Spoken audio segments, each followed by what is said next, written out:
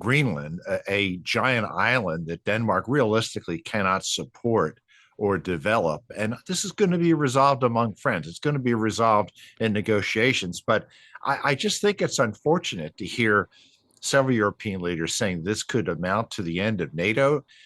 Like, we know that many European states, including the UK, they have lost territories, they have lost colonies since World War II.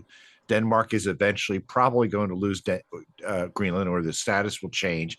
It wasn't the end of the world for the UK. It won't be the end of the world for Denmark or for NATO. OK, let's speak to Fred Fleitz, former Deputy Assistant to President Trump and former Chief of Staff to the National Security Council. He's now Vice Chair at the America First Policy Institute Center for American Security. Fred, a warm welcome to you. I wonder if I could lean on you, ask you to take us inside Donald Trump's head. What is his big ambition? Well, that's quite a big question. It's a pleasure to be here. I think he's trying to be an unorthodox president who questions conventional wisdom, is trying to solve problems that previous presidents didn't solve or didn't attempt to solve, whether it's moving the U.S. Embassy to Jerusalem, capturing Nicolas Maduro, dropping bunker buster bombs on Iran's nuclear weapons program. It's a president of action, and it is a president who has reasserted American leadership on the global stage. The problem is, of course, he's leaving a path of destruction with many of those sweeping moves, sometimes for good, sometimes for ill. Do you agree with his approach? I don't agree with your question. What path of destruction? Well, what are you talking about? He has signaled his intention to acquire Greenland. He hasn't ruled out using military force. And if he does, of course, that would be an attack on another NATO nation. He would completely tear up NATO, is the fear. Where's the path of destruction? Are you going to tell me there's some line of destroyed buildings or burned out cities that Trump has caused? I haven't seen that. Well, it's diplomatic destruction, isn't it? Oh, I see. It's a euphemism. Yeah, it is. Yeah.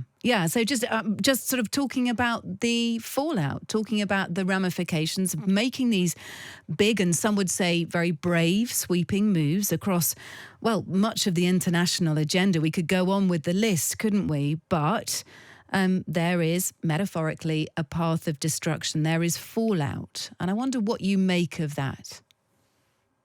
Well, I think that European leaders have been running around as if their hair's on fire over Greenland, a giant island that Denmark realistically cannot support or develop. And this is going to be resolved among friends. It's going to be resolved in negotiations. But I just think it's unfortunate to hear several European leaders saying this could amount to the end of NATO.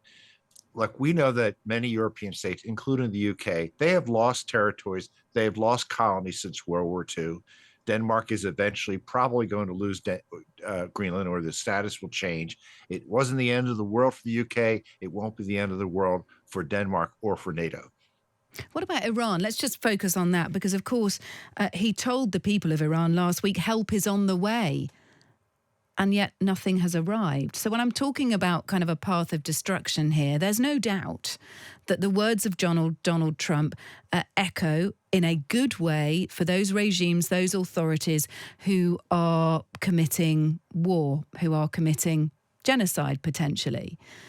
No, I don't think that's true at all. But what it means in Donald Trump making these big sweeping statements is that if he doesn't follow through with some of his threats, he starts to then look inept. He starts to then look like a bully who never follows through with his promises. And that has to be a concern. There's lots of good being done here, but there's also lots of things that Donald Trump is saying that he'll do, and he's not doing them. They are being put to one side.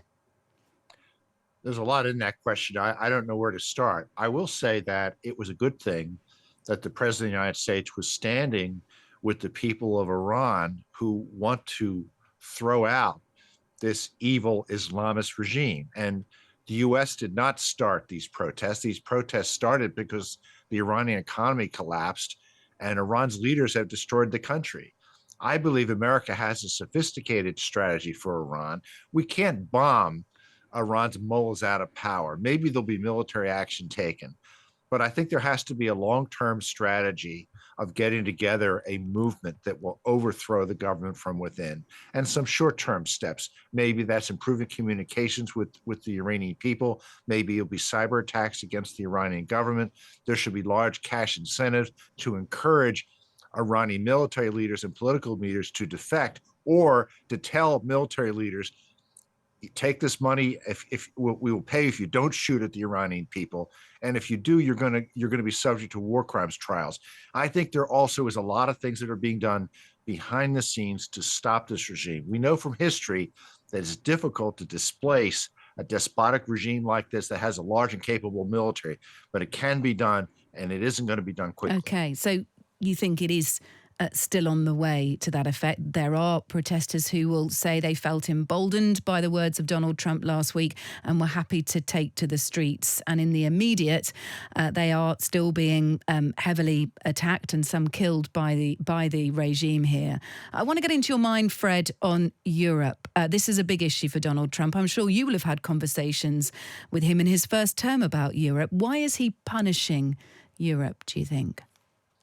I was really inspired by Speaker Johnson's speech to the parliament today, where he just stressed that America deeply values its historical relationship with the UK and with Europe. And we may have differences, but we're going to resolve them as friends in discussions, in negotiations. And I think you can see in the national security strategy and from Johnson's speech, we're not pulling out of NATO. Trump does not want to disband NATO. He wants NATO more capable. He wants to see members of NATO pay their fair share in defense. And to see European leaders saying that NATO may come to an end over Greenland, it's so ridiculous. Well, I that don't is think surely because your Donald listeners Trump believe is this. not ruling out military force. He is very clearly and very definitely not ruling out military force. And of course, military force would then spark Article 5, and NATO would, well, it would turn in on each other, wouldn't it? As Speaker Johnson was making that address to Commons today, that was on the back of Donald Trump saying that Keir Starmer's decision over Chagos to hand it back to Mauritius was an act of great stupidity and total weakness. That is a move that Donald Trump endorsed early last year.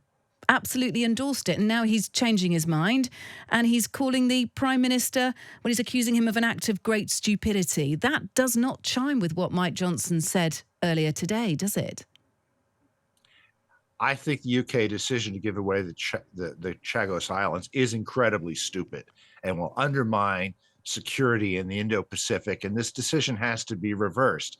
And the fact that some UN court says the UK has to do it is frankly idiotic. And the Well, UK this is shouldn't go something along Donald with this. Trump endorsed. I don't know what Trump said on this issue. I know Okay. where he is right now. All right. I've always been against this. And I think the British people have to be clear that this tiny island is crucial to defending our friends and allies in the region.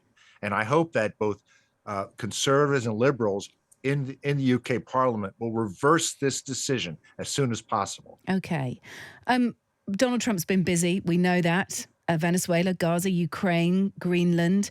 He tweeted out a map overnight of the US, including Canada and Greenland. What is next for Donald Trump? He's had a very busy first year since his inauguration. What is in his sights now, do you think, Fred? I think his priorities right now are peace, ending wars. And he has two difficult ones he's been dealing with: the Israel-Hamas war and the war in Ukraine. Now, he's made some progress in ending the Israel-Hamas war, but it's far from solved. But he did bring about a ceasefire, a shaky one. He did manage to get all the living hostages who were taken by Hamas. He was able to get them freed. That was quite an accomplishment. There's a long way to go. We know that Vladimir Putin does not want peace. He's been defying Trump's peace efforts, but I don't think Trump's going to give up. I was heartened recently that a very powerful bipartisan sanctions bill against Russia, Trump gave a green light to this bill. And I think that will be part of a new effort by Trump to put significant pressure on Putin, economic pressure, energy pressure. Even though he's invited Putin to his board of peace, ironically. Yeah, I think that is an interesting development because Trump is trying to increase the global support for this board of peace.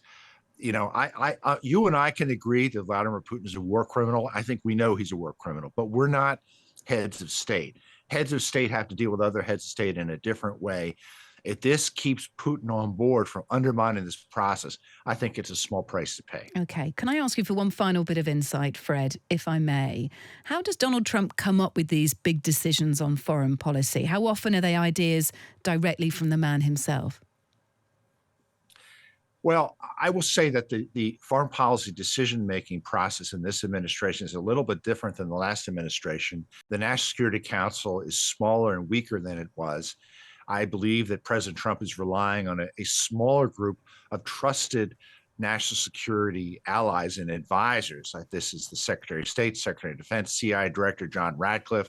I think there are others who the president relies upon for advice, but I think it's less bureaucratized, there's less process. And a lot of it has to do with what the president believes is the right thing to do. But I'll tell you, he has trusted advisors, he listens to them, and he'll continue to do so.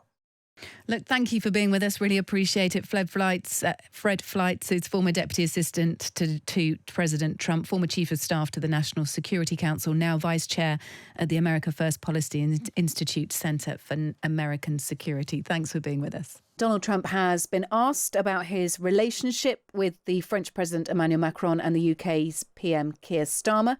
Asked to characterise it, he said, he hasn't spoken to them. I think I get along with them very well. I mean, they always treat me well, he has said. And, I like both of them. So nothing spiky, all very conciliatory. That's what Donald Trump has said about Emmanuel Macron and most notably Keir Starmer after that message overnight condemning the Chagos deal as an act of stupidity. More on that to come, by the way, in about 7 or 8 minutes' time. We'll go through all that Trump's had to say in the Trump dump very shortly. Let's turn our attention, though, when we think about Donald Trump 1 year on, to the Democrats. His approval rating, according to many US polls, this is Donald Trump, maybe as low as 39%. Where does that leave this year's midterms in November? Where does it leave the Democrats? Joanna Masker is a former aide to Barack Obama. Joanna, good evening.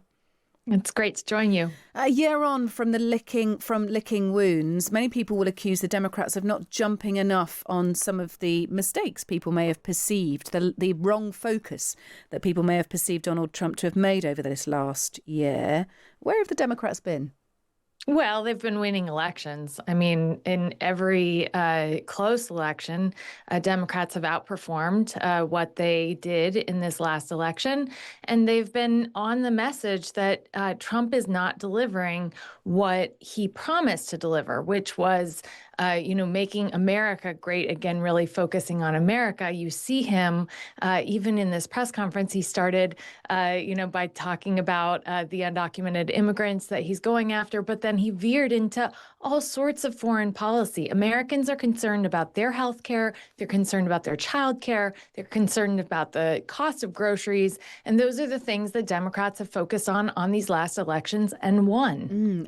Are they winning, though, because they're not Donald Trump or because they are presenting a better solution, a better way forward? Well, look, they're very different Democrats in different locations. I mean, Abigail Spanberger, who just took over as Virginia's governor, she is someone who has a lot of experience in intelligence, certainly, in Congress, worked across party lines. She's someone who talked about bringing Virginians together. She won the same election that Zohran Mamdani won. Zohran Mamdani, of course, a Democratic socialist. So there's very different messages, but what you're seeing is there's confusing, though, isn't it, I think, to the American people? I don't think so. I mean, look at the Republican Party. The Republican Party has, Republicans who are willing to stand up to Donald Trump and many who are not. You have hawks in that party and you have real isolationists.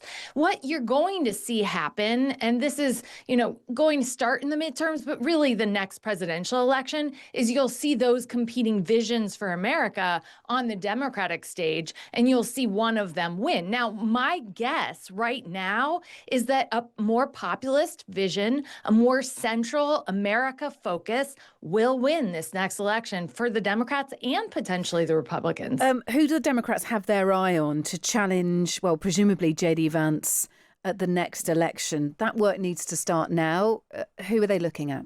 And it is starting now. You're seeing some Democrats go out on the road. So Mark Kelly from Arizona, he is, of course, Gabby Gifford's husband, also an astronaut, and former member of the military. He's standing up to the Trump administration and Pete Hegseth on defense. He's taking his message, and he was even talking about healthcare in Michigan. You're seeing Ro Khanna. Ro Khanna is a congressman from California, present a jobs plan for middle America, for hollowed out manufacturing facilities. And he's going to some of these same towns that Barack Obama went to before anybody in the world noticed him, like my hometown of Galesburg, Illinois. Ro Khanna was there. Ro Khanna is someone who I have my eye on because I think he can connect across party aisles. I mean, of course, Democrats are paying attention to Gavin Newsom, who's the governor of California, the state I'm sitting in, because Gavin is being very loud. He's being very peacock-esque. He's kind of using the same tactics that Trump is. And so he's getting a lot of attention. I don't actually foresee him being the nominee, but I'm sure he's going to run. So you're going to see all sorts of factions, and some of them with really good ideas. Yeah. I mean, Pete Buttigieg has been talking about a national service plan for Americans for a long time. So you're going to see everybody bring in different ideas, and some of those ideas are going to rise, and some of those candidates. And of course, some of those people are going to have to coalesce around one of those candidates. Yes. Interesting times. Joanna Masker, thank you, a former aide to Barack Obama.